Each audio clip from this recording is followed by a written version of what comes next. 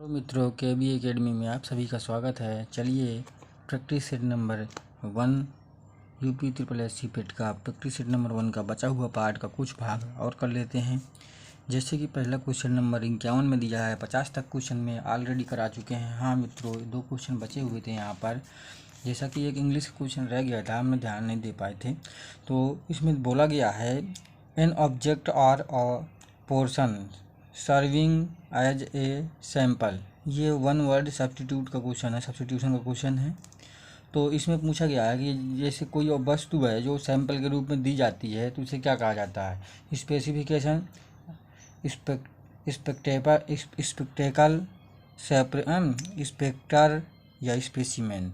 तो आप लोग दोस्तों देखा होगा कि जो अब हमारा स्कूल है हिंदी मीडियम के सरकारी, तो वहाँ पर एक बुक आती है टीचरों के लिए, स्पेसिमेन उसमें लिखा रहता है सैंपल के रूप में, कि ताकि टीचर उस बुक को देखें और बाद में स्कूल के बच्चों को, अपने बच्चों को, जो है छात्रों को सजेस्ट करें कि आप इस बुक को लें। तो आप समझ सकते हैं कि जो सैंपल होता है किसी भी चीज़ का, उसको स्पेसिमेन कहा जाता है। डी ऑप्शन इसका करेक्ट हो जाएगा।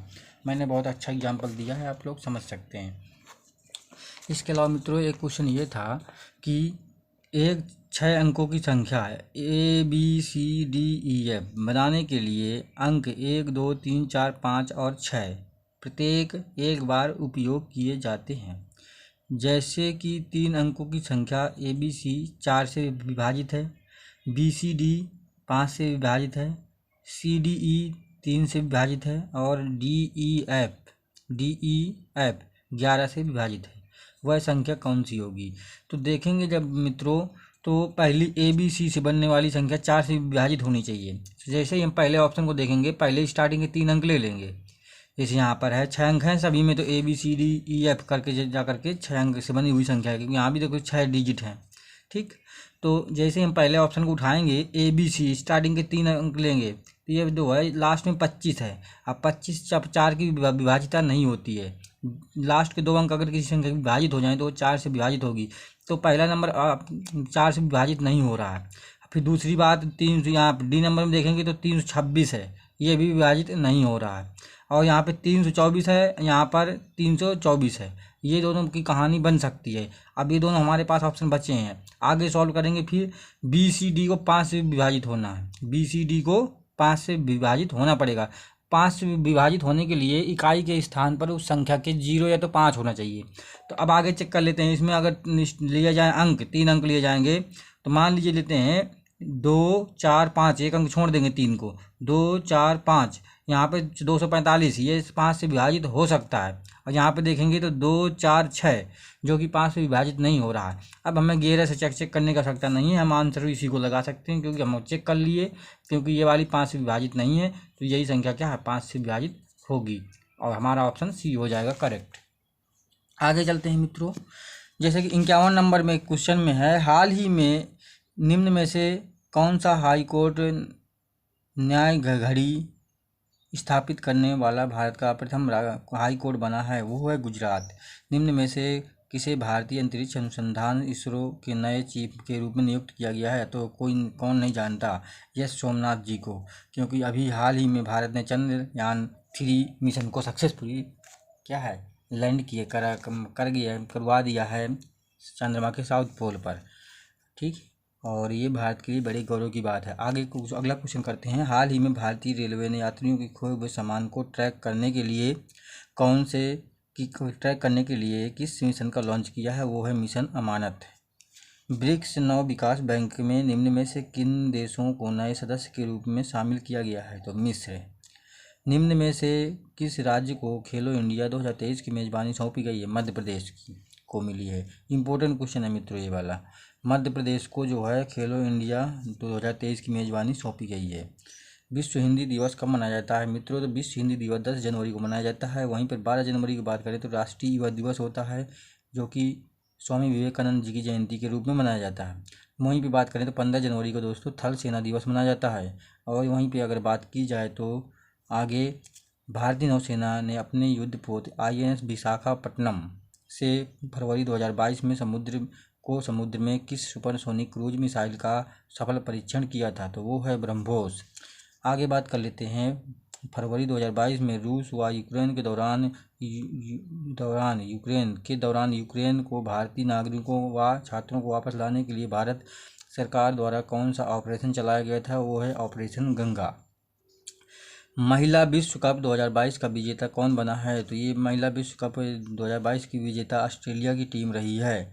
94वें अकादमी पुरस्कारों के अंतर्गत 2022 के लिए किस फिल्म को सर्वश्रेष्ठ फिल्म का पुरस्कार प्रदान किया गया है? तो ये है आपकी कोडा। वन्य जीव सप्ताह कब मनाया जाता है? तो वन्य जीव सप्ताह जो है 2 अक्टूबर से 8 अक्टूबर तक चलता है। आगे बात कर लेते हैं, जो वन्य जीव अधिनियम है 1972 के तहत है। आगे बात कर लेते हैं, प्रसिद्ध वादक उस्ताद बिंदा खान द्वारा बजाया जाने वाला वाद्य यंत्र क्या है? तो वो सारंगी बजाते थे।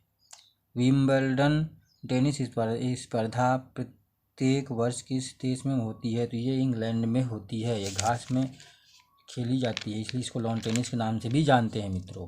आगे बात कर लेते हैं, यहाँ पर क्वेश्चन ये है कुछ मित्रों।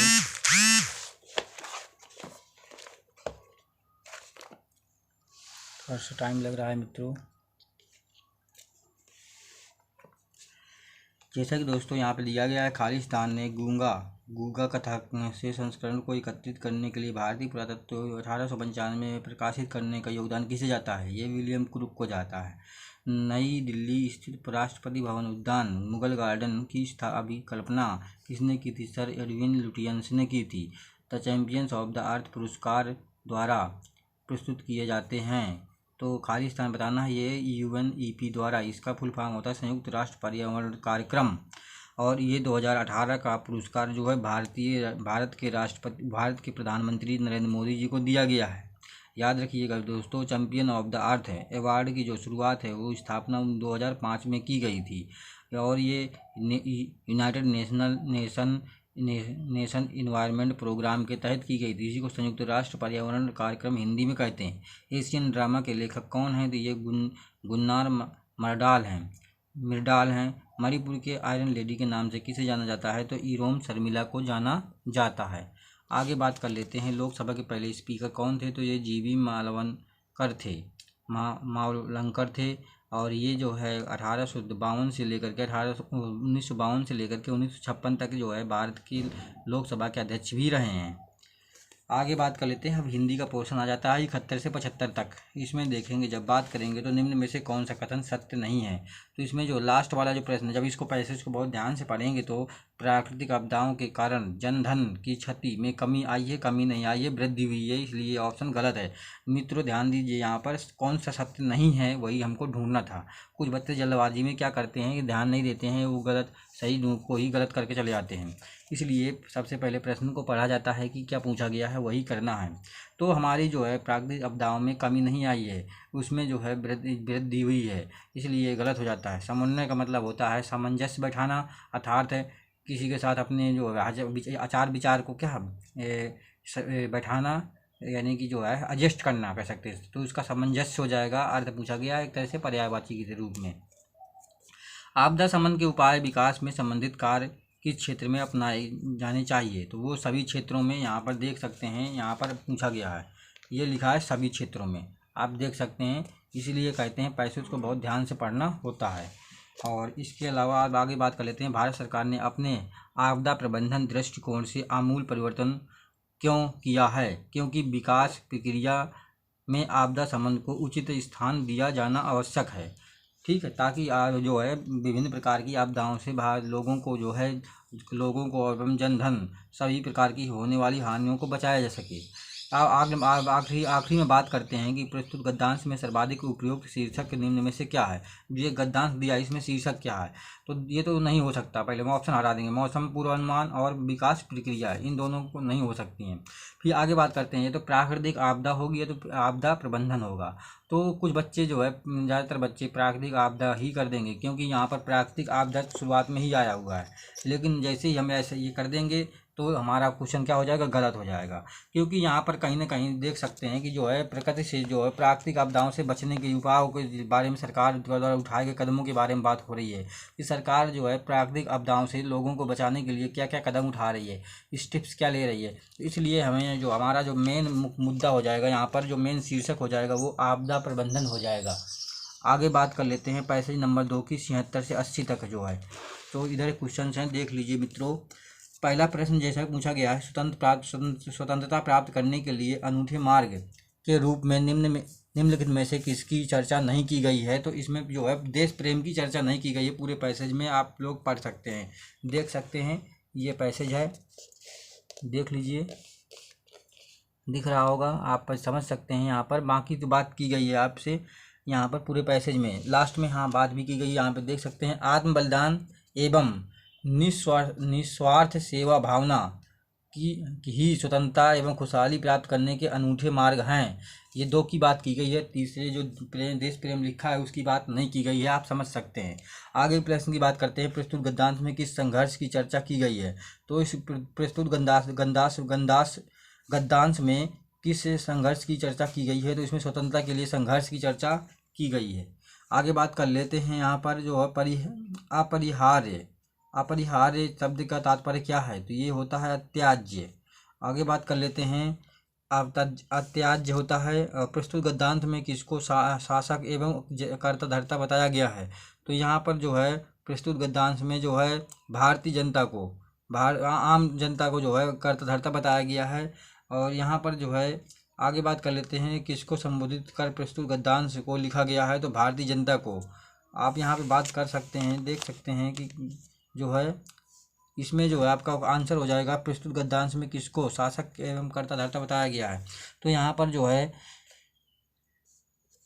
इसमें जो है आप आम जनता को, जो आम जनता है उसी को कर्ताधर्ता बताया गया है। और यहाँ पर किसको संबोधित कर प्रस्तुत गद्यांश को लिखा गया है। तो ये आपका हो जाएगा भारतीय जनता को, यहाँ पे भारतीय जनता को ही संबोधित किया गया है पूरे पैसेज में, ठीक है। क्योंकि ऐसा क्यों, क्योंकि भारतीय जनता ही क्या है, अपने देश में होने वाली प्राकृतिक आपदाओं से जो है कोई विदेशी नहीं सामना कर रहे, भारतीय जनता ही क्या पीड़ित है। इसलिए यहाँ पर इस पैसेज में भारतीय जनता के बारे में ही क्या संबोधित किया गया है।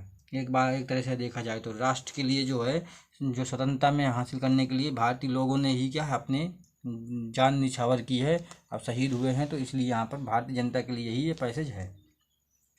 अब आगे बात कर लेते हैं मित्रों, यहाँ पर जैसे कि पैसेज दिया गया है कंपनी ए कंपनी बी। इसमें जो है कंपनी ए का ग्राफ ये है जिसमें त्रिभुज बन रहा है, और एक ऊपर वाला जो है कंपनी ए का ग्राफ है। यहाँ पे कर्मचारियों की संख्या है, सैकड़े में है कर्मचारियों की संख्या। ये ग्राफ से क्वेश्चन है। पहला सेक्टर आईटी है। आईटी में जो है देख लीजिए आप क्या है कि जो है कंपनी ए में 550 हैं और कंपनी बी में जो है 750 हैं। आगे बात कर लेते हैं HR विभाग में, तो 500 हैं ए में और नहीं बी में, और ए में जो है आपके कितने हैं 800 हैं। विपणन विभाग में इसी तरह से। अब बात करते हैं आगे, तो कंपनी बी में विपणन विभाग में कार्यरत कर्मचारियों की संख्या, कंपनी में कार्यरत कर्मचारियों की कुल संख्या का कितने प्रतिशत है। तो जब बात करेंगे तो जब कंपनी बी के जो है सभी कर्मचारियों को जोड़ेंगे तो ये 2500 आएंगे, 2500 आएंगे। और उसमें जो है किस विभाग में पूछा गया है, इसमें पूछा गया है आपसे विपणन विभाग। तो विपणन विभाग ढूंढते हैं कहाँ, ये है विपणन विभाग में। जब देखेंगे तो इसमें 700 हैं, तो 700 ऊपर रहेगा। 700 बटे 2500 गुणे 100 करेंगे जब, तो यहाँ से कट करके जो आएगा 7 गुणे 4 बचेगा, 0 0 कट जाएंगे। और इसी के साथ जब इसको सॉल्व करेंगे तो 2500 को 100 हो जाएगा, 4 गुणे 7 तो 28% आ जाएगा, जो कि ये ऑप्शन है। आप देख सकते हैं पूरे ग्राफ में। इसके बाद अगला प्रश्न की जब बात करेंगे तो अगला प्रश्न में जो है यहाँ पर दो कंपनियों के प्रशासन विभागों में प्रशासन विभागों की बात की गई है। मिलाकर के कार्यरत कर्मचारियों की कुल संख्या का दोनों कंपनियों के वित्त विभागों में मिलाकर के कार्यरत कर्मचारियों के से क्रमशः क्या अनुपात है। जब हम जोड़ेंगे प्रशासन विभागों में, तो प्रशासन विभाग ये है, ये प्रशासन विभाग में जो है कंपनी बी में जो है कितने हैं 200 लोग हैं, और कंपनी ए में जो है आपके 400 लोग हैं। तो 200 400 कितना होता है 600 हो गया। इसके बाद बात कर लेते हैं यहाँ पर कौन सा विभाग था? वित्त विभाग। वित्त विभाग ये है। वित्त विभाग में यहाँ पे देखेंगे 350, यहाँ पे देखेंगे तो 450, दोनों को जोड़ेंगे तो ये 800 हो जाएगा। जब इसका रेशियो निकालेंगे काट करके 0 से 0 कट जाएगा, 2 से काटेंगे 2 चौको 8, 2 तिया 6, तो 3:4 आ जाएगा, जो कि डी ऑप्शन में दिया गया है, आप देख सकते हैं। अब आगे बात कर लेते हैं इसी में ऐसे ही। कंपनी ए के HR विभाग में कार्यरत कर्मचारियों की संख्या कंपनी बी के वित्त विभाग में कार्यरत कर्मचारियों की संख्या का लगभग कितने प्रतिशत है? जब निकालेंगे लगभग में इसका आंसर आएगा। जब हम निकालेंगे कंपनी ए के HR विभाग में, तो HR विभाग में 800 लोग हैं, और वित्त विभाग में जो है कंपनी बी के वित्त विभाग में 350 लोग हैं। देख सकते हैं आप, HR की बात हो रही है। HR कहाँ पर है? ये HR में देख लो, जो कंपनी ए में जो है, कंपनी ए में यहाँ पर देखो 800 लोग हैं। और यहीं पे बात करेंगे जब कंपनी बी के किस विभाग में थी? कंपनी बी के वित्त विभाग में। तो कंपनी बी के ढूंढ लीजिए वित्त विभाग, ये है 350। तो 800/350 करेंगे, जब गुणे 100 करेंगे तो मित्रों सॉल्व होकर के आएगा यहाँ से आपका लगभग 228.5, जो कि लगभग आंसर देना था 229 हो जाएगा इसका राउंड फिगर में। जब राउंड फिगर में इसका 229 हो जाएगा, तो जो कि हमारा आंसर में ये दिया है डी नंबर में। ठीक है, आगे बात कर लेते हैं। यदि कंपनी बी के IT विभाग में कार्यरत कर्मचारियों की संख्या में 20% की वृद्धि हो जाए, तो कंपनी बी में IT विभाग और कंपनी ए के प्रशासन विभाग में कार्यरत कर्मचारियों की संख्या में कितना अंतर होगा? तो हम जब बात करेंगे तो यहाँ पर पहले 20% निकालेंगे। 20% की वृद्धि करो कहाँ पर? कंपनी बी के IT विभाग में, तो इसका आएगा 150 और 750 में जोड़ देंगे, क्योंकि IT विभाग में यहाँ पर जो है आपका क्या है, बी में जो है 750 हो रहा था, तो अब 900 हो जाएगा। अब बात करते हैं प्रशासन विभाग में। तो ए के प्रशासन विभाग में कितने लोग हैं? देख लीजिए 400, नहीं 400 हैं जी, 400 हैं। अब 400 और जो है यहाँ पर 500 के, 400 और 900 के बीच में कितने का अंतर होता है? 500 का, तो इसलिए हमारा ए ऑप्शन करेक्ट हो जाएगा। अब लास्ट प्रश्न की बात कर लेते हैं 85 नंबर पर। कंपनी ए के सभी विभागों में कार्य करने वाले कर्मचारियों की संख्या तथा कंपनी बी के सभी विभागों में कार्य करने वाले कर्मचारियों की संख्या के मध्य अंतर बताइए। तो जब हम कंपनी ए के सभी कर्मचारियों को जोड़ेंगे तो 3050 आएगा। जब कंपनी बी के सभी कर्मचारियों को जोड़ेंगे, चाहे IT HR विपणन वित्त प्रशासन सभी विभागों को जोड़ेंगे, ध्यान से देखेंगे तो आएगा ये जाकर के 2500 आएगा। अब 2500 और 3050 का जो अंतर होता है वो 550 होता है, जो कि हमारे बी ऑप्शन में दिया है। बाकी ये सभी गलत हो जाएंगे, यानी कट हो जाएंगे। तो हमें इस तरह का एक ग्राफ से जो क्वेश्चन मिलता है, तो ग्राफ को जो है हमें बहुत अच्छे से सॉल्व करना होता है समझदारी के साथ, तो हमारे सभी सॉल्व हो जाते हैं। देख लीजिए आप खुद, और देख सकते हैं ग्राफ है, आप देख लीजिए, ये आपको दिख रहा होगा ये, और इसके अलावा ये ऑप्शन थे आपके, सॉल्व हो गया। अब बचे हुए 85 से 100 तक के जो प्रश्न हैं ग्राफ से ही है, उनको अब अगले वीडियो में करेंगे मित्रों। तो इसी के साथ मित्रों जय हिंद। अगर हमारी वीडियो हेल्पफुल हो तो वीडियो को सब्सक्राइब करें और अधिक से अधिक शेयर करें। जय हिंद मित्रों, भारत माता की जय।